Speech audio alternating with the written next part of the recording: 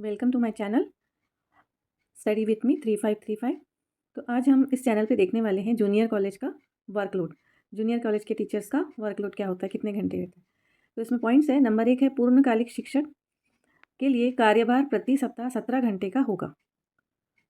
MEPS नियम 1981 के अनुसार ना कि 17 घंटे और 20 मिनट, यानी एक फुल टाइम टीचर जो जूनियर कॉलेज पे काम कर रहा है उसके लिए जो वर्कलोड है हर हफ्ते 17 घंटे का होगा, 17 घंटे 20 मिनट का नहीं होगा।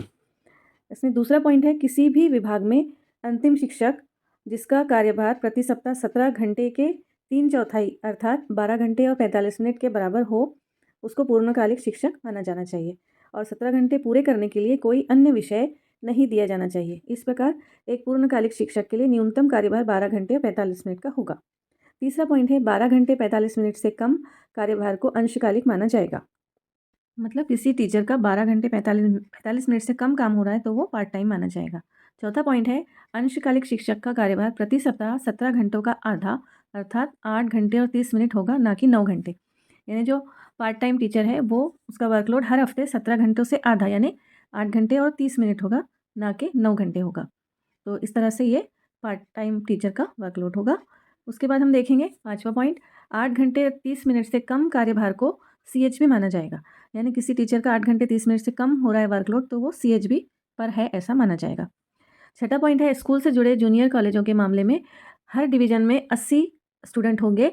यदि 81 या उससे ज़्यादा छात्र होते हैं यानी 160 तक होते हैं तो उसे 2 डिवीज़न माना जाएगा। 81 से लेकर 160 तक अगर स्टूडेंट्स हो गए किसी डिवीज़न में तो उसको 2 डिवीज़न माने जाएंगे।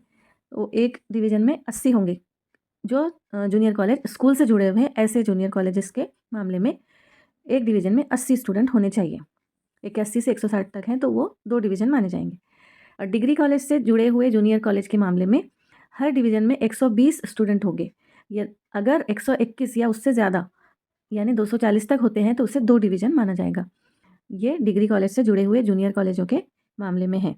यानी 120 से 240, 120 तक के एक डिवीज़न और 121 से 240 तक के 2 डिवीज़न माने जाएंगे। इसके बाद देखेंगे हम 8वां, फिजिक्स, केमिस्ट्री, बायोलॉजी, जियोलॉजी और ज्योग्राफी जैसे सब्जेक्ट्स के लिए सिद्धांत यानी थ्योरी के 4 पीरियड प्लस प्रैक्टिकल के 3 पीरियड प्लस ट्यूटोरियल का 1 पीरियड होगा। फिजिक्स, केमिस्ट्री, बायोलॉजी, जियोलॉजी और ज्योग्राफी के ऐसे सब्जेक्ट्स के सिद्धांत यानी थियरी के 4 पीरियड, प्रैक्टिकल के 3 पीरियड और ट्यूटोरियल का 1 पीरियड होगा। तो ट्यूटोरियल के पीरियड को प्रैक्टिकल के पीरियड से चेंज किया जा सकता है। ये देखेंगे हम आगे कि ट्यूटोरियल के पीरियड के बारे में क्या कहा गया है। ये MEPS 1981 के मुताबिक है ये सारे वर्कलोड। तो ट्यूटोरियल के पीरियड को प्रैक्टिकल के लिए बदला जा सकता है। इसलिए सभी जो हमने पहले सब्जेक्ट्स बताए उसमें थ्योरी के 4 पीरियड प्लस प्रैक्टिकल के 4 पीरियड होंगे और कॉलेज को ऑनलाइन जानकारी भेजते समय ट्यूटोरियल के स्थान पर प्रैक्टिकल का बटन दबाना होगा। अगर मतलब ट्यूटोरियल को अगर प्रैक्टिकल से बदल रहे हैं तो जब ऑनलाइन जानकारी भेजेंगे तो ट्यूटोरियल की जगह पर प्रैक्टिकल का बटन दबाएंगे, प्रैक्टिकल को क्लिक करेंगे। ठीक है, ये हो गया अपना 8वां पॉइंट। अब देखेंगे हम इसके बाद में 9वें पॉइंट में क्या कहा गया है। तो इस प्रकार स्कूल से जुड़े जूनियर कॉलेज में एक डिवीजन में 80 छात्रों के साथ जो बताए गए सब्जेक्ट्स है उसमें 4 + 4 × 4 यानी 20 पीरियड्स होंगे। एक हफ्ते में 20 पीरियड्स होंगे।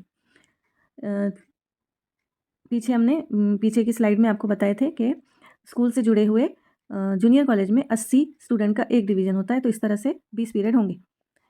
जबकि डिग्री कॉलेज से जुड़े जूनियर कॉलेजों में एक डिवीज़न में 180 स्टूडेंट रहते हैं और उसमें दिए हुए सब्जेक्ट्स में हर सब्जेक्ट में 4 + 6 × 4 = 28 पीरियड होंगे।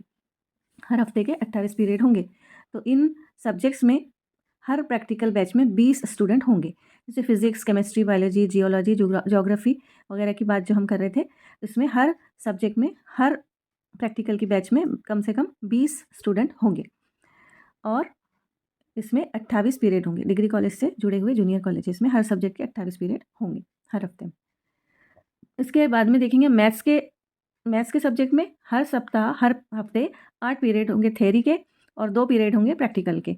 तो हर प्रैक्टिकल बैच में 40 स्टूडेंट होंगे और आखिरी बैच 20 स्टूडेंट की हो सकती है।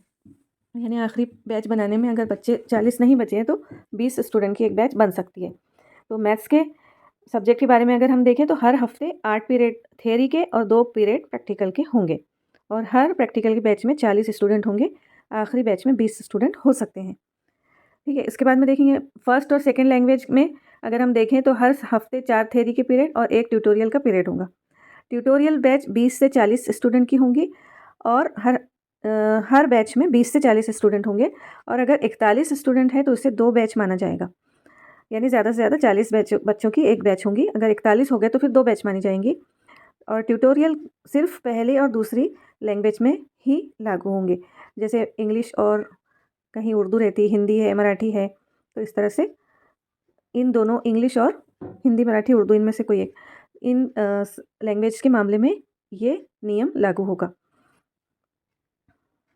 इसके बाद में है हर स्ट्रीम में अलग-अलग एक डिवीज़न बनाने के लिए कम से कम 20 स्टूडेंट की ज़रूरत होती है और किसी स्ट्रीम में 20 से कम स्टूडेंट है तो उसे दूसरे स्ट्रीम के छात्रों के साथ मिलाकर एक डिवीज़न बनाया जा सकता है। यानी हर स्ट्रीम में कम से कम 20 स्टूडेंट होने चाहिए। अगर कम है तो उसे दूसरे स्ट्रीम के छात्रों को मिलाकर बनाया जा सकता है एक डिवीज़न। ठीक है, ये हो गया अपना 11th वाला पॉइंट। इसके बाद देखेंगे हम संस्कृत, पाली, उर्दू, फ़ारसी, फ्रेंच, जर्मन जैसी शास्त्रीय और विदेशी भाषाओं, आधुनिक विदेशी भाषाओं, दर्शन शास्त्र, मनोविज्ञान, चित्रकला या ललित कला, संगीत, नृत्य आदि के लिए न्यूनतम 10 छात्र एक प्रभाग का गठन करेंगे, यानी एक बैच इसमें बनेंगी 10-10 स्टूडेंट की। ये जो सब्जेक्ट्स दिए हुए संस्कृत, पाली, उर्दू, फ़ारसी, फ्रेंच, जर्मन और फ़ॉरेन लैंग्वेजेस जैसे मॉडर्न फ़ॉरेन लैंग्वेजेस हो गई, दर्शन शास्त्र हो गया, इस तरह से। आईटी के सब्जेक्ट में हर हफ्ते 5 पीरियड थ्योरी के प्लस 3 पीरियड प्रैक्टिकल के होंगे और हर प्रैक्टिकल बैच में 20 स्टूडेंट होंगे। आईटी मतलब इंफॉर्मेशन टेक्नोलॉजी के सब्जेक्ट में हर सप्ताह यानी हर हफ्ते 5 पीरियड थ्योरी के प्लस 3 पीरियड्स प्रैक्टिकल के होंगे और हर प्रैक्टिकल के बैच में 20 स्टूडेंट होने चाहिए।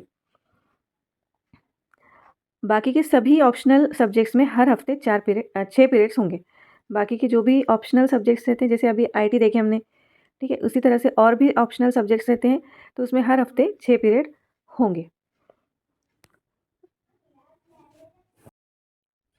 स्वास्थ्य एवं शारीरिक शिक्षा यानी हेल्थ एंड फिजिकल एजुकेशन यानी पीटी और पर्यावरण शिक्षा अर्थात ईवीएस एनवायरमेंटल एजुकेशन में हर प्रभाग के लिए हर हफ्ते 2 पीरियड होंगे। हेल्थ और फिजिकल एजुकेशन और एनवायरमेंटल स्टडीज़, ये दोनों सब्जेक्ट्स के लिए हर हफ्ते 2 पीरियड होंगे।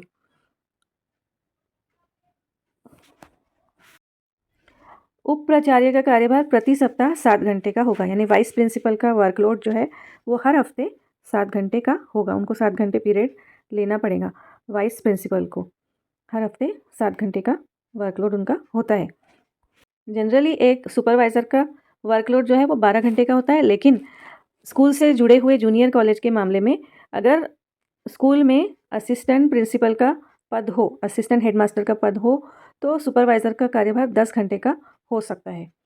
यानी स्कूल से जुड़े हुए जूनियर कॉलेज के मामले में हम देखें, अगर उस स्कूल में असिस्टेंट हेडमास्टर की पोस्ट होगी तो सुपरवाइज़र का वर्कलोड 10 घंटे का होगा। वैसे जनरली एक सुपरवाइज़र का वर्कलोड 12 घंटे का होता है। और पाठ्यक्रम के अनुसार यानी कोर्स के अनुसार एनसीसी या एनएसएस या हेल्थ और फिजिकल एजुकेशन में से कोई एक सब्जेक्ट लिया जा सकता है। ये तीनों ऑप्शन में से ऑप्शनल सब्जेक्ट्स में से कोई एक सब्जेक्ट लिया जा सकता है, एनसीसी, एनएसएस या फिर हेल्थ एंड फिजिकल एजुकेशन। तो इस तरह से जूनियर कॉलेज का वर्कलोड था। तो चैनल को सब्सक्राइब कीजिए, लाइक और शेयर भी कीजिए।